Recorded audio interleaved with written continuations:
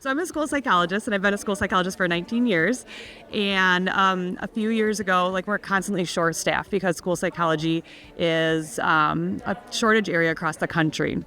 And so we found that we were constantly short at work, and so one of our solutions to that was to start bringing along more students.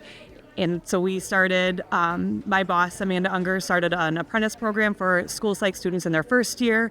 They can come and start learning some of the trade, help us out with paperwork and some things like that. And then it's just kind of built into this mentoring program. So we're helping the new school psychologists learn their trade, supporting them along the way through all 3 years of the grad program. The very first steps they could take would be even just volunteering at a school or helping out that way.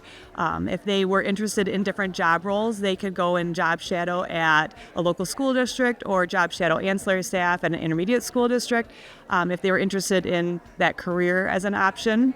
School psychology you don't hear a lot about.